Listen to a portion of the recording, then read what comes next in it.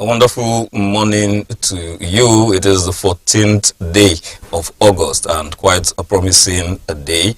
I wish you quite a wonderful day today. So much great expectations. By God's grace, I hope that we achieve all that we've set out to achieve today. It is the morning show on Providence, the morning drive on Providence Television International. My name is Ogbebo Ikikwa, and as usual, I am not alone in the studios. My name is Edna Caesar Garrett. Welcome on board. And as is the norm on the morning drive, we will be starting off this program with the newspaper reviews, and we'll go straight down to the Daily Sun newspaper, where we have a screaming header that says, "Mass protests, no to unconstitutional change of government." The Council of State berates protesters asking for Tinubu's ouster, backs president. And still on the front page of the Daily Sun, bishops demand review of economic policies, say hunger triggered end bad governance protests. Still on the front page of the Daily Sun, we have reps grill WAEC officials over 5 billion naira expenditure on calculators. You'll find details of this story on page 27 of the Daily Sun.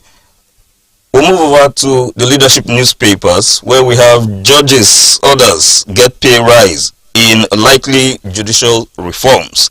Tinubu okays 300% salary increase for judicial workers. And the writer to that effect also says lawyers hail new pay package. Still on the morning drive, moving on to the Punch newspaper, which says federal government blocks 83 billion naira protest funds, arrest political collaborators.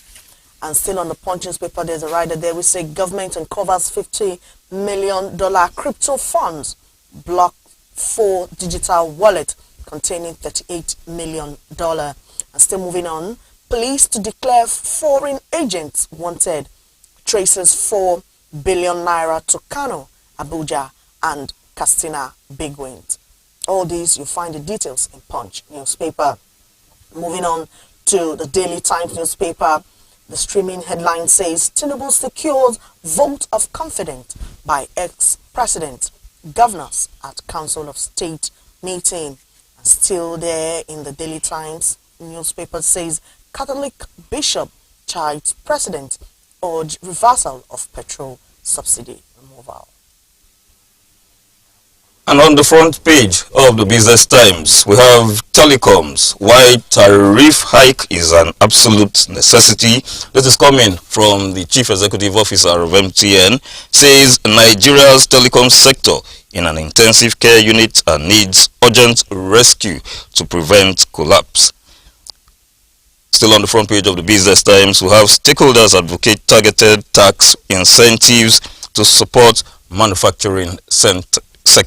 And we move from the Business Times to Nigerian News Direct, where we have a screaming header that says Jonathan Buhari NGF others pass vote of confidence on Tinubu amidst economic downturn.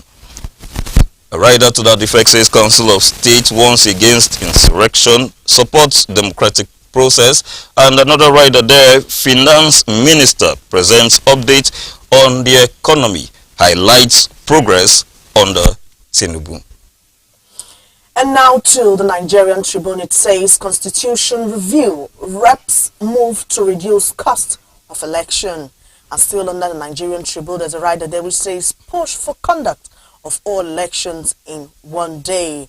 And also 16 killed, 17 injured in Ibadan, 12 burnt to death in Ugere. Still moving on in the same Nigerian Tribune, which says 6 children lose parents. Ibadan residents lament incessant accident at same sport, call on federal government to speed up work on Lagos-Ibadan expressway. Away from Nigerian Tribune now, the Daily Trust headlines there says Nigeria wasting rice, yam, fish amid food crisis.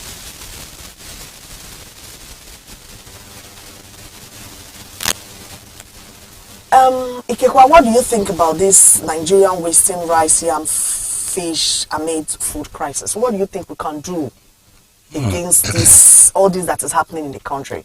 That is actually a report, and I do not know how they got the indices to be able to say, because a situation where so many people are complaining that there is hunger in the land, we're getting that kind of reports that Nigeria is wasting rice, food and fish. Like I said, I do not know where the indices are coming from, but if there is a particular area where this is happening, a stop has to be put to it at the time where people are clamoring for things to be able to feed. Yes. And then you don't have a wastage. It's seriously uncalled for. Well, looking at it seriously, I don't think there's any waste in the country, because what do you think would have triggered the process if not hunger? Yes, that's exactly what I'm saying. You know, a situation where the people are saying they're hungry, like I said earlier on, and you are coming out to say that there's wastage. They have their indices.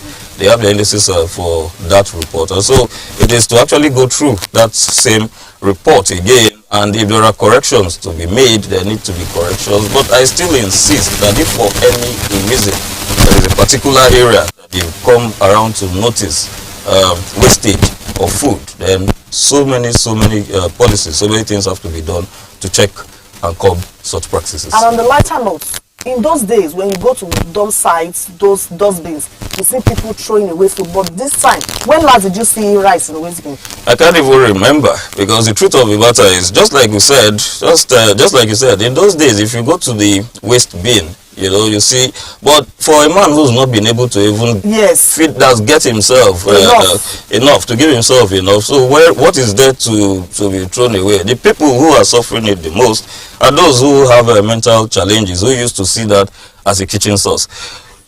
Well, the morning drive will continue in just a moment with our newspaper analysis. Don't go away.